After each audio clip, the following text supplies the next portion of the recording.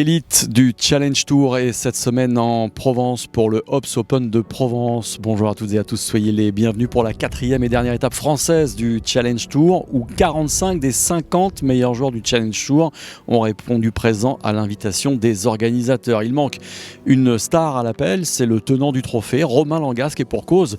Après son accession à l'European Tour, il défendait ses chances cette semaine au Dunhill Links sur le tour principal. Néanmoins, quasiment une quarantaine de Français sont présents cette semaine avec de bons espoirs de victoire. On aura effectivement notamment un œil attentif à la prestation d'Antoine Rosner. Rappelons-le, s'il venait à s'imposer cette semaine, il monterait directement sur l'European Tour. Une bonne nouvelle à quelques jours seulement de l'Open de France. Allez, on prend tout de suite la direction du parcours pour un large résumé de cette Hops Open de Provence, 2e édition. Au commentaire, Jean-Louis Tourtoulon. Le parcours du golf international de Pont-Royal est dans un état exceptionnel pour la venue des joueurs du Challenge Tour. Beaucoup de travaux ont été effectués durant l'hiver pour que ce tracé dessiné par la légende espagnole Severiano Ballesteros offre des conditions de jeu optimales aux joueurs. Avec un parcours dans de telles conditions, les retours des golfeurs professionnels sont forcément élogieux. C'est un parcours que j'aime beaucoup, que j'aime énormément. Effectivement, je vivais à Aix-en-Provence et ça m'arrive assez souvent de venir m'entraîner ici. Je pense que dans la région, c'est clairement un parcours leader qui se démarque pas mal des autres. D'autant plus que c'est quand même une signature exceptionnelle. Avoir un Severiano Ballesteros, on en a un seul en France, et ici. Donc c'est quelque chose, et je trouve que c'est un parcours très réussi qui peut être, s'il n'est pas assez bien entretenu, très compliqué à jouer avec beaucoup de sous-bois où les balles peuvent rebondir et se diriger dans des conditions compliquées. Là, tous les sous-bois sont nickel, et ça c'est vraiment une très très bonne chose, et qui a d'ailleurs pas mal évolué par rapport aux années où je vivais à Aix-en-Provence. Des greens vraiment de qualité. Il y a toujours eu des départs incroyables ici, et ça continue, et c'est vrai que je pense que c'est une marque de fabrique de Pont-Royal, mais des départs exceptionnels, et c'est très agréable de pouvoir comme ça engager le jeu dans d'aussi bonnes conditions. Et puis les fairways sont très bons, le tracé est vraiment très intéressant, très challenging. Bon, il y a souvent le Mistral ici, il ne faut pas que ça souffle trop parce que il y a quelques trous quand même malgré tout assez compliqués, notamment le 7, ou ne serait-ce que le 1 d'ailleurs, on peut se faire piéger très rapidement. Voilà, c'est un parcours assez court, mais qui est assez dur à scorer, vraiment pas facile. Ouais. Oui, je pense que les joueurs seraient tous d'accord de dire qu'on a une qualité d'entretien ici qui est parmi les toutes meilleures de la saison. Donc ça c'est indéniable. Le tracé est intéressant, c'est un parcours original où il faut un peu maîtriser différents types de trajectoires, il faut s'adapter, il faut anticiper les pièges. C'est pas uniquement du golf target moderne où il s'agit de taper des gros drives et planter les drapeaux. C'est un peu plus subtil, un peu plus fin. C'est un Ballesteros design, donc effectivement c'est assez atypique, ça sort du commun, et je pense que ça plaît aux joueurs. Ouais, c'est plutôt pas mal, comme tu dis. Franchement, c'est un régal de jouer ici cette semaine. L'année dernière, c'était déjà super bien organisé, le parcours était déjà top, mais je trouve que, alors après, ils ont peut-être des conditions climatiques un peu plus clémentes cette année. Il y a un peu plus plu, du coup c'est pour ça que le terrain est un peu plus vert, mais là, franchement je pense que tous les joueurs on se régale tous. Du départ jusqu'au green, les départs ils sont immaculés, on dirait des greens presque, on pourrait peut-être dessus. Les greens ils sont absolument parfaits, les fairways sont parfaits, on place la balle mais c'est parce qu'il y a un peu plus je crois ces derniers jours, donc non franchement c'est que du bonheur. Patrice Barquez est présent à Pont-Royal cette semaine. L'ancien golfeur professionnel est mandaté par la Fédération française de golf pour accompagner certains joueurs du Challenge Tour et du circuit européen. Il nous explique son rôle exact. Mon rôle principal, c'est de faire le lien, comme on dit, le lien entre les joueurs, leur staff et puis la fédération. Vous savez, depuis 3 ans, la fédération a quand même démarré des choses de nouvelles auprès des joueurs professionnels pour essayer de les aider, les accompagner, aller chercher le plus haut niveau. Alors bien sûr, on fait jamais assez, mais c'est vrai qu'il y a quand même un virage qui a été important, qui a été pris depuis 3 années, où il y a vraiment un accompagnement pour pas mal de joueurs, un suivi pour essayer de les aider à être très performants. C'est le rôle que m'a confié la fédération. Voilà, mais toute la fédération est très impliquée dans ce projet-là parce que vous le savez, on cherche et j'espère qu'on va trouver ce grand champion qui nous manque et qui va permettre à ce sport de franchir un pas en France. C'est très important pour la fédération, c'est le 4e Challenge Tour en France et c'est le dernier né, vous l'avez dit, le nouveau-né. Il est important, il est aussi placé stratégiquement très bien dans la saison, hein, notamment pour les joueurs, hein, si je reviens sur mon rôle par rapport aux joueurs. Fin de saison, tout près de la finale, donc pour les joueurs français, c'est bien de marquer des points plus facilement. Quand on joue à domicile, bon, certains ont un peu de pression, mais il y en a d'autres aussi qui arrivent à trouver des meilleurs repères. Et puis c'est un endroit magique, hein. Pont-Royal a toujours accueilli de grands tournois professionnels. C'est un dessin merveilleux qu'on doit au regrettable Stefano Ballesteros qui a été bien sûr le grand champion qu'on connaît. C'est un beau parcours, l'organisation est parfaite et je crois que tous les joueurs sont unanimes, hein, français comme européens qui sont ici, sont ravis de jouer Pont-Royal.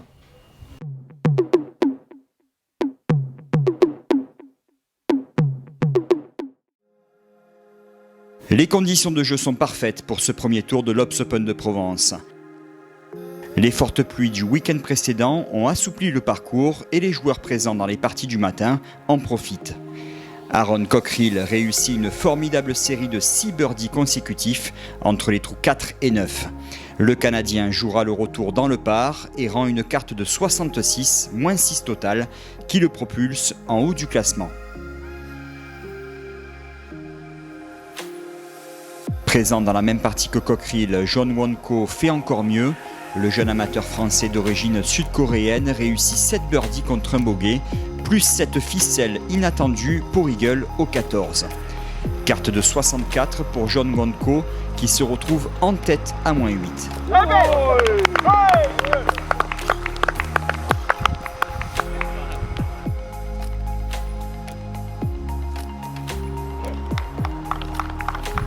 Je suis du golf de Bussy. J'ai commencé à jouer des gros tournois amateurs cette année et j'ai aussi eu l'occasion de jouer quelques Apps Tours parce que j'ai eu la carte l'année dernière. Jouer ces tournois-là, ça m'a vraiment beaucoup aidé. J'ai gagné pas mal en expérience et je savais quoi m'attendre. Et passer les cuts, ça m'a vraiment donné confiance et je me suis dit peut-être que j'ai le jeu et si j'arrive à mieux jouer, peut-être que je peux même aller vers le haut du classement. Et bon, j'arrive toujours pas à croire à mon moins 8, mais je vais essayer d'en profiter. J'étais très nerveux sur les premiers trous parce que les derniers jours, j'étais pas sûr de pouvoir jouer parce que j'avais mal au poignet, au dos. Et au début, j'essayais juste de jouer des zones et je voyais que je tapais pas trop mal, donc j'ai gagné un peu en confiance pendant la partie et ça s'est bien déroulé. J'ai mis quelques putts, j'ai mis des bons coups de fer et c'était cool. Le vent se lève un peu dans l'après-midi avec des rafales à 20 km/h. Les golfeurs présents dans le second fly auront plus de mal à scorer bas. Parti à 13h30 du 10, Grégory Avray démarre bien avec 2 birdies sur ses 2 premiers trous. Le triple vainqueur sur le circuit européen connaîtra un retour plus compliqué avec un bogey au 1 puis un double au 2.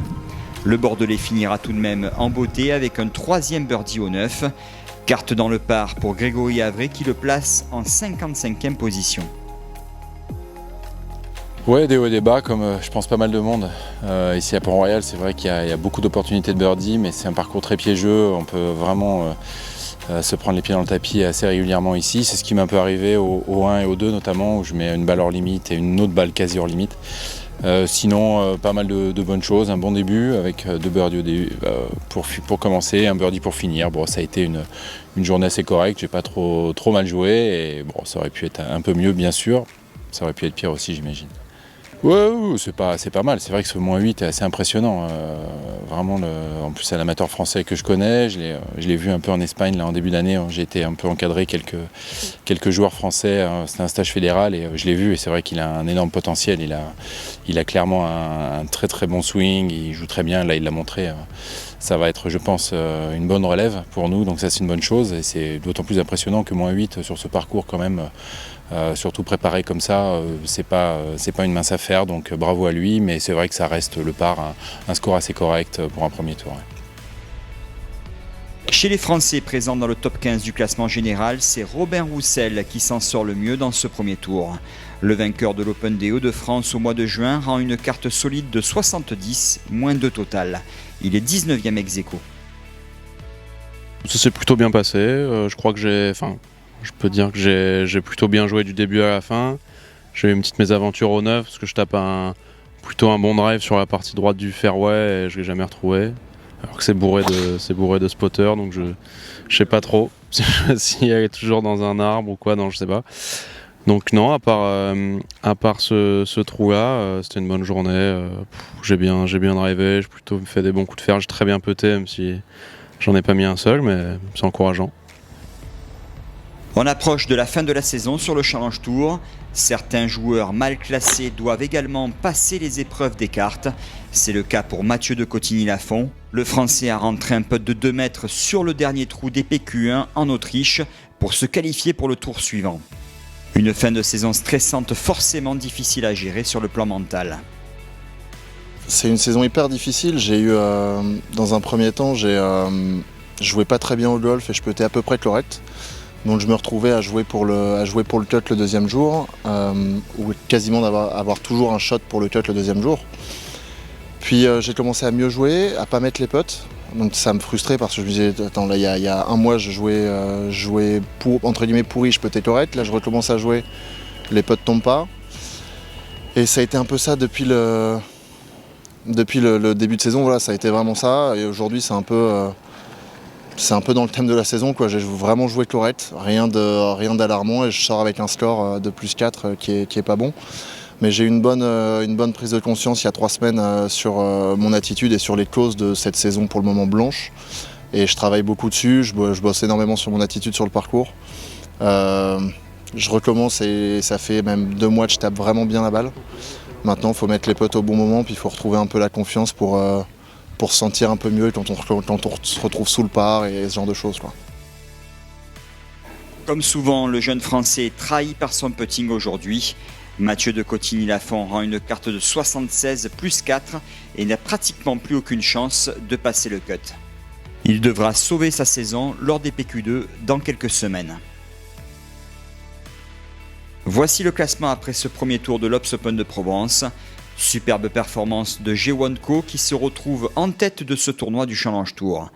Le jeune amateur vainqueur de la Gounouillou avec son club de Bussy-Guermantes cette saison compte 2 coups d'avance sur son partenaire du jour, le Canadien Aaron Cockerill.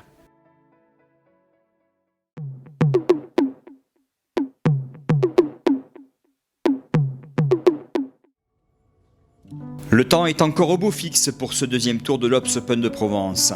Avant de s'intéresser aux résultats de cette deuxième journée, nous sommes allés à la rencontre d'Alain Rowe, le président de l'association sportive du Golf International de Pont-Royal, qui est également en charge de l'organisation des commissaires de parcours cette semaine. Nos bénévoles sont l'élément indispensable pour que tout se déroule bien, à la fois vis-à-vis des joueurs, vis-à-vis des visiteurs, avoir les bonnes informations au niveau des scorings, avoir la sécurité vis-à-vis des tombées de drive. Donc c'est un peu le rôle de nos volontaires. C'est un gros moment de vivre ça de l'intérieur, d'approcher les champions. Alors bon, il y a différents postes bien sûr.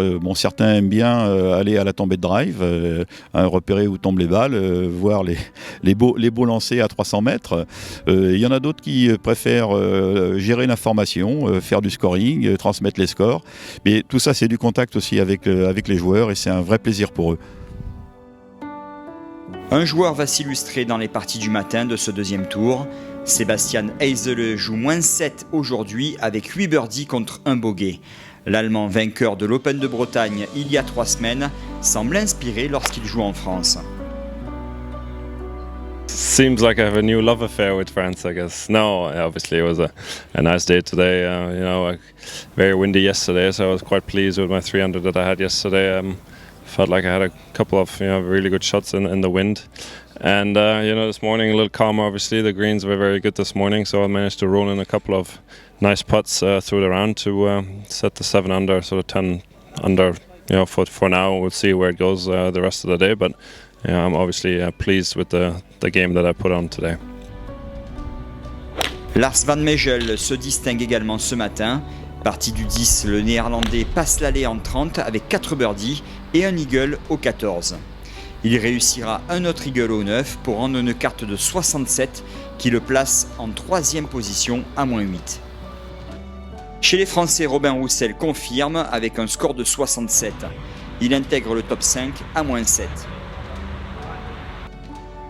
Enfin, Ko était attendu après sa performance de la veille. L'amateur de 21 ans a souffert sur le retour, mais il termine bien avec un dernier birdie ici au 9. Ji-won Ko rend une carte de 70 et reste en tête à moins 10. Pas grand chose de spécial, j'ai juste essayé de faire une autre partie comme d'habitude. Ça a très bien commencé, les 9 premiers trous, nickel, moins 3.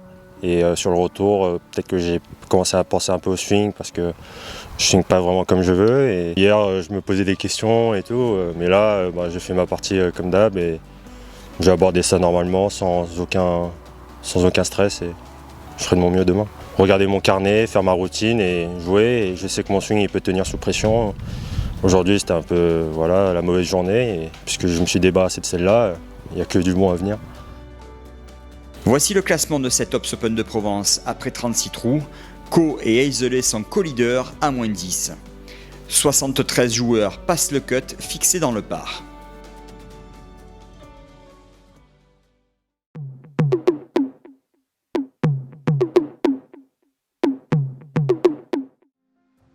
Toujours un beau soleil pour ce troisième tour de l'Ops Open de Provence. Les hommes de tête vont marquer le pas dans cette troisième journée. Après un bon début de parcours, Ko rencontre plus de difficultés sur le retour avec 3 bogeys et un double. L'amateur français rend une carte de 74 plus 2 et se retrouve 6e ex-aequo à moins 8. Même score pour Sebastian Hazeley qui concède un double bogey ici sur le 18. L'Allemand est 6e lui aussi à moins 8. Chez les Français, Robin Roussel joue 69. Il partira en avant-dernière partie demain. Enfin, Antoine Rosner finit son troisième tour en boulet de canon avec 5 birdies sur les 6 derniers trous. Le double vainqueur sur le Challenge Tour cette saison rend une carte de 66 et s'élancera en dernière partie avec les 2 autres leaders à moins 11. Un peu comme les autres jours, un début assez tranquille et puis au fur et à mesure de la partie, je suis monté un peu en puissance et voilà, je fais un finish de dingue, 5 birdies sur les 6 derniers, donc non, c'est tout bon pour se replacer proche de la tête demain et ouais, non, ça va être vraiment une bonne journée demain, j'espère. Ouais. De toute façon, c'est un parcours qui est assez dur. On ne fait pas moins 5 ou moins 6 comme ça, quoi. Là, j'ai fait un finish exceptionnel, mais sans ce finish, j'allais faire moins 2 ou moins 3 et ça restait une très bonne partie, quoi. Donc, je pense que si j'arrive à faire une 4e bonne journée, je serai sûrement pas loin de gagner parce que c'est un parcours qui se défend bien. Et voilà, et puis il faut être clutch dans le moment final, quoi. Il y a encore une 4e dure journée qui m'attend et puis après bien sûr j'y pense et j'ai vraiment envie de gagner mais d'abord avant ça il va falloir faire une bonne journée si je veux avoir une chance. Voici le classement après 3 tours. Ça reste très serré en tête puisque 16 joueurs se tiennent en 4 coups. En cas de victoire demain, Antoine Rosner accédera directement au circuit européen. Comme l'année dernière, plusieurs animations ont eu lieu ce samedi. Un concours Beat the Pro sur le 13 avec 3 enfants de l'école de golf de Pont-Royal. Puis un clinique juste après le 3e tour en compagnie de Grégory Avray et José-Philippe Lima.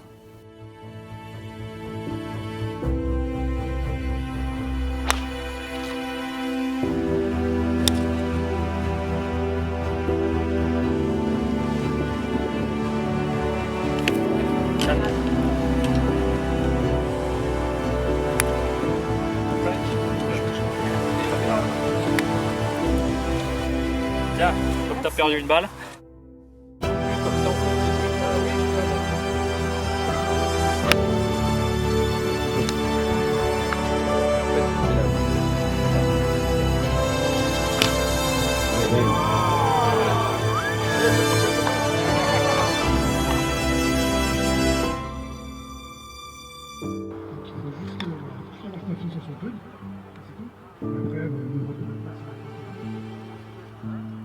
Celle-là, elle est pas mal. Celle-là, elle est pas mal. Celle-là, elle est... Allez, allez.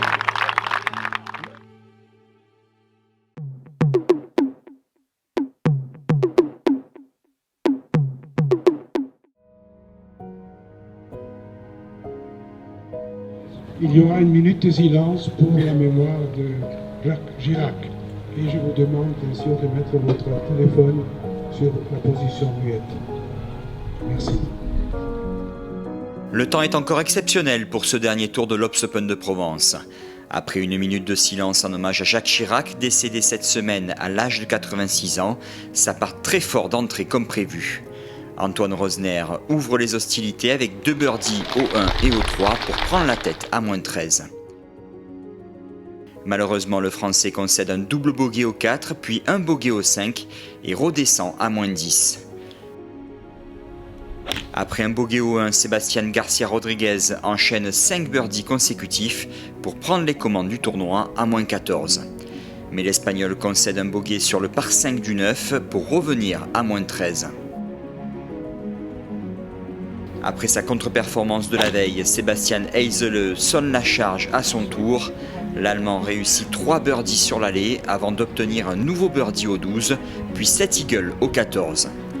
Vainqueur de l'Open de Bretagne il y a 3 semaines, Heisele réussit un 5e birdie sur le 17, puis fait le par sur le 18 pour se retrouver leader au clubhouse à -15. Dans le même temps, une des parties phares de ce dernier tour se termine sur le green du 9. Grégory Havret conclut sa semaine avec un 7e birdie aujourd'hui. Carte de 68 pour Grégory Havret qui remonte à la 24e place ex-aequo à -7. Présent dans la même partie, Grégory Bourdi joue -1 et finit 45e à -4. De son côté, Robin Roussel a alterné le bon et le moins bon aujourd'hui. Il termine sa journée avec un dernier birdie sur le 18, mais ça ne suffira pas. Score de 69 pour Robin Roussel qui doit se contenter de la 5e place à -13 avec pas mal de frustration. Forcément, j'espérais beaucoup mieux. Il y avait beaucoup de monde qui me supportait. J'aurais vraiment aimé leur donner une petite victoire française encore cette année. J'ai fait quelques bêtises sur le retour. Ça m'a coûté plus ou moins cher parce que bon, je fais quand même une bonne semaine malgré tout.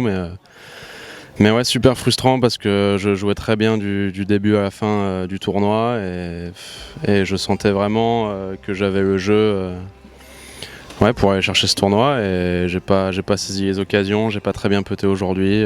Donc, je suis super frustré là de suite, mais bon, dans 2-3 jours, quand je vais regarder le classement, finalement je sais que je me rapproche de l'objectif final qui est le top 15. Je prends encore des bons points cette semaine.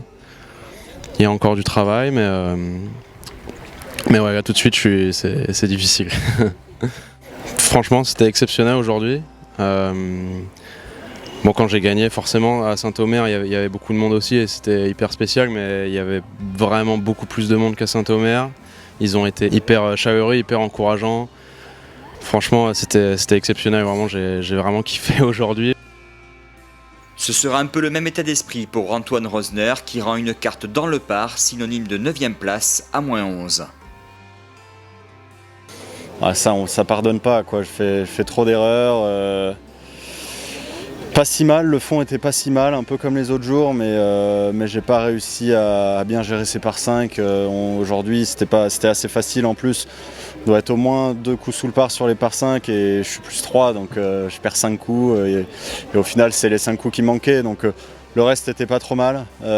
Quelques putts qui auraient pu tomber, quelques coups un peu qui tournaient pas trop en ma faveur, mais bon, ça c'est le golf et bon, en tout cas ça reste, je pense, une semaine correcte, mais là chaud, très déçu.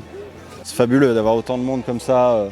Voilà, je sais pas combien de personnes il y avait au 18, mais c'est vraiment fabuleux. On est toujours reçus les tournois en France dans des conditions super, le public est toujours derrière nous. Même, je voyais aujourd'hui dans les moments durs, les gens essayaient de m'encourager, disaient de ne pas lâcher, et voilà, c'est toujours agréable et on aimerait que ça soit comme ça plus souvent. Le titre semble dévolu à un joueur étranger, mais ce ne sera pas l'Italien Francesco Laporta qui prend 3 putts sur le 18 qui l'empêche de rejoindre Heisele à -15 au clubhouse.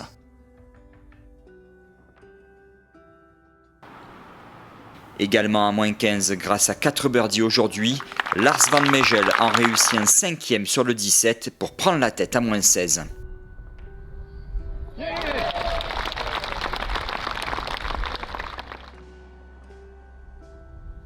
Le Néerlandais fait le pas sur le 18 pour remporter cette deuxième édition de l'Obs Open de Provence.